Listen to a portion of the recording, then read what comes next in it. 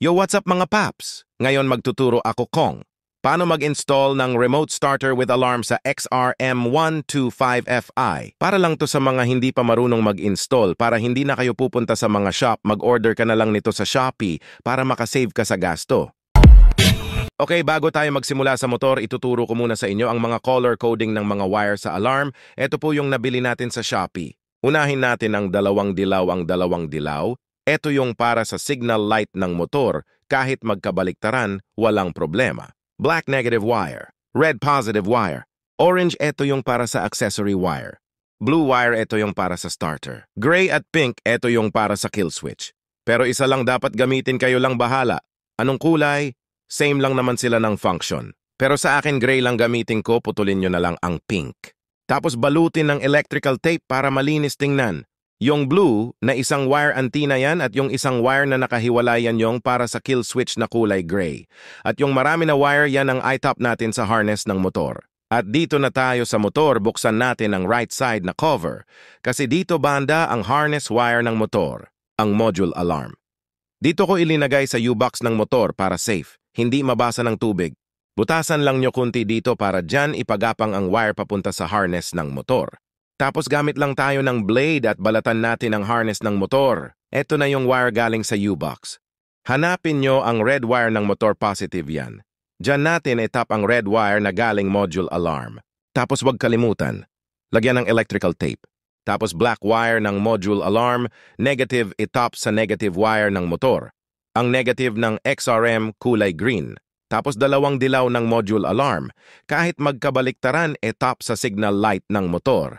Ang kulay ng signal light ng XRM ay light blue at orange. Kahit magkabaliktaran, walang problema. Basta matap lang dalawang dilaw.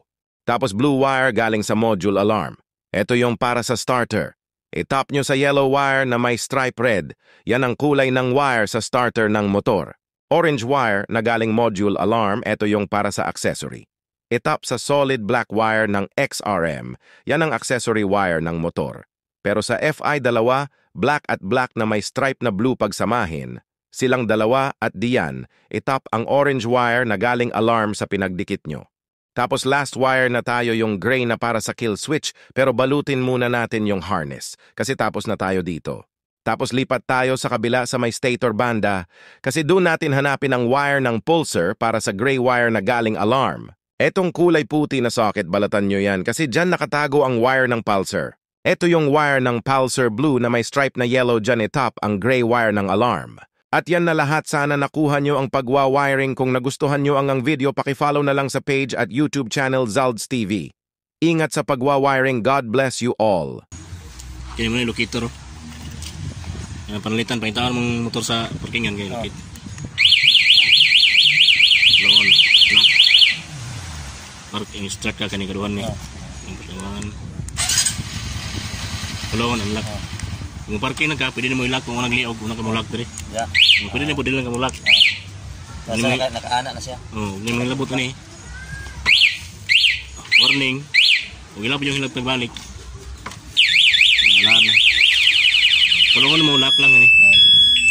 Para continue, naka-lock lang, yapon na siya. Pero kung gamitan ng motor, unlock. Itong alarm, napalo rin 15 seconds sa sagdani mo. Susi, gamit andar. Susi.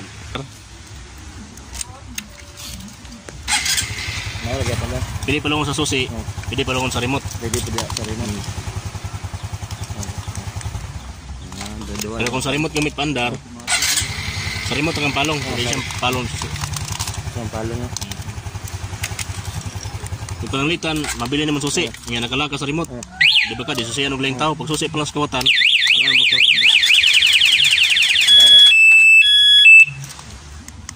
Sa remote, aplicator niya, pwede ka mo lock. Unlock. Starter. Bawal na isuot bulsa. Kana siya? Kaya once magdagan ka, pwede maipit mga buton. Maipit no? Halo ng motor. Tuloy pa.